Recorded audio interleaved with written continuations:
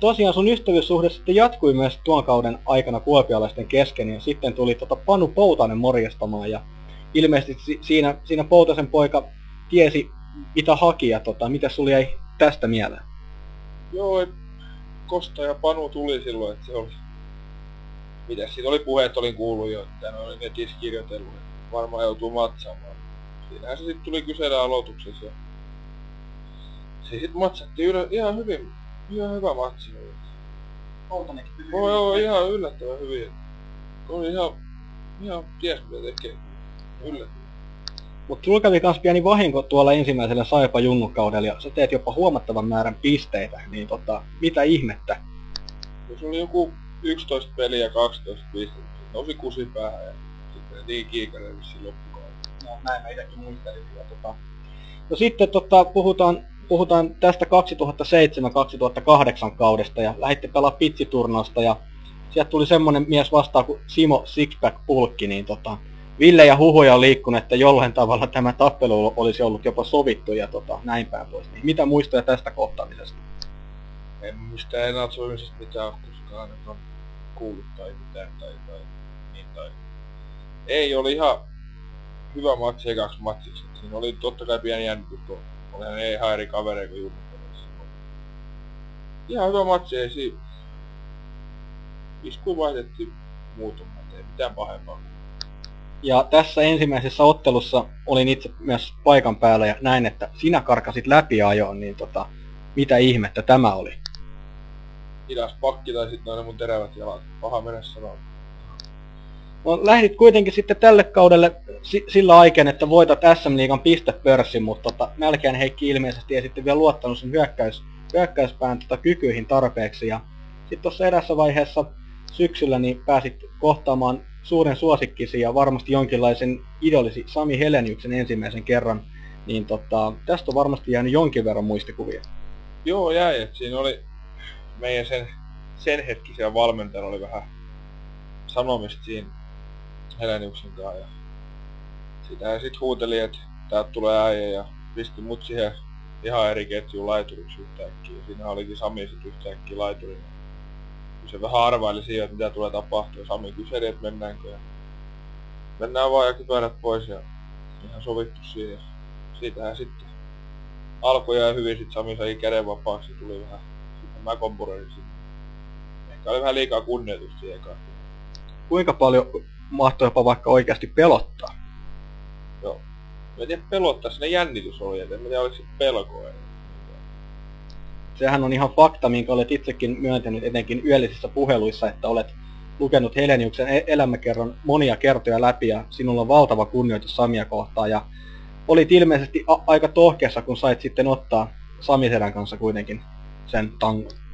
Totta kai olihan se hienoa, että onhan se Sami kovinen ja ketä liigassa pelaa. Totta kai se oli.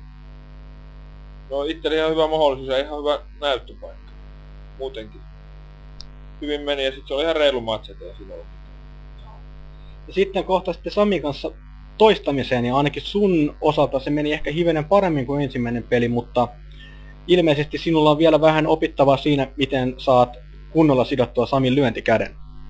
Joo, no tässä hoppeajan myötä. Se on molemmilla kerroin lähtenyt, se on paitaa ja olisi se ollenkaan se toisen käden päällä. Sieltä saa vapaasti myllyttää meikäläisen kauniisiin kasvoihin. Ihan hyvin meni tää toinen mylly ja vähän loppu kesken, että tuli tuomari. Nää on näitä. Sinä olit minun mielestäni jopa siinä toisessa tappelussa hieman halpamainen, koska sinä itse juuri sanoit, että sinun on hyvä Sami myllyttää sun. Jaha, taas puhelin soi. Katsotaan mikä on nyt vastaus. Mä soitan kohta, olkaa rauhallisia nyt. Moi. Siinä ilmeisesti äiti soitteli. Niin, sanoit, että siinä oli Samin hyvä myllyttää sun kauniisiin kasvoihin, mutta itse olit lopussa todella halpamainen ja löit Samia erittäin arkaan kohtaan, eli hänen pälkikaljuunsa, niin eikö jäänyt yhtään pahat fiilikset? Ei jäänyt, kävi naurattamaan tästä joskus jutellutkin. Ennenkin tästä samasta asiasta. Pääsin lopussa vähän antamaan, et en tiedä mikä Samilta tuli.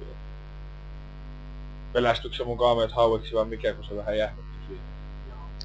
Ja kirjoitit kirjan joulupukille Jäähuaition nettisivujen kautta, jossa haaveilit, että pääset pelaamaan ylivoimaa samassa kentässä Samin kanssa. Ja ilmeisesti tämä haave tulikin tässä hiljattain toteen. Voitko kertoa? Joo, oltiin tämmöisessä Hartwall järjestämässä, Lappikulan järjestämä joku ystävyysottelu, oltiin Torniossa pelaamassa. Jos ihan väärin muistan, niin siinä hetken aikaa oltiinkin ylivoimalla samaan aikaan. Niin ja se meni, kun mä sanoin, että lätty lensi edestakaisin. Eli se oli kiekkosinfonia, kuten vaikka aikoinaan, otetaan nyt vaikka sinulle tämmönen esikuva, kun olet turkulainen, niin ilmeisesti sinä olit Esa Keskinen ja hän oli Marko Kiprosov. Vähän niinku sinne päin, että vähän tämmönen parannettu versio. Joo. Tässä on vielä teillä tosiaan Saipan junnuilla aika tukalat paikat, pelaatte näitä karsintaotteluita, niin onko teillä kuinka hyvä fiilis tällä hetkellä joukkueessa ja lähdettekö te jälleen pelaamaan sitä kuuluisaa omaa peliä? Omaa peliä, tää 23 pelin tappioputki oli yhdessä vaiheessa. Meillä on vähän tämmönen uuden näköinen peli. Tuosta hyvästä fiiliksestä, niin me ollaan Forssassa tällä hetkellä, et en nyt osaa sanoa tästä hyvästä fiiliksestä kyllä yhtään mihinkään suuntaan. Joo. Siinä olisi ilmeisesti teidänkin A-junnu-jengi, niin olisi pitänyt varmaan ex-päävalmentaja lukea vaikka Urheilulehden sivulta näitä pelikirjakeskusteluja. Joo, meidän pelikirja ei tuossa alukaudessa toiminut. Nyt on vähän päivitetty pelikirja, kun Timo Karilainen tietää varmasti. Selvä. Mutta mitkä ovat sinun henkilökohtaiset tavoitteesi kaudella 2008-2009? Joo. Päästä pelaamaan ja tehdä enemmän pisteitä kuin Levokari Pauli. Ja tähän Jäähoaitio päättää tämän haastattelun täältä taivaan porteilta. Ja oli oikein mukava, että sinä, Jonne Virtanen, pääsit tänne myös. Ja uskon kyllä itse kuitenkin näin, että sitten kun sinun aika oikeasti on mennä taivaaseen, niin joudut kyllä varmaankin helvettiin. Tähän en sano kyllä. Kumminkin hyviäkin tekoja on tullut tehty, kuten Jirkotukkus Pauliin ja näin. Mahdollisuudet on ihan hyvät tonne ylöskin. Saa nyt nähdä, miten tää lähtee tästä käyntiin. Tässä vasta elämän alku teillä ollaan. Selvä, mutta siunausta jatkoon ja kiitoksia tästä erinomaisesta haastattelusta. Kiitos.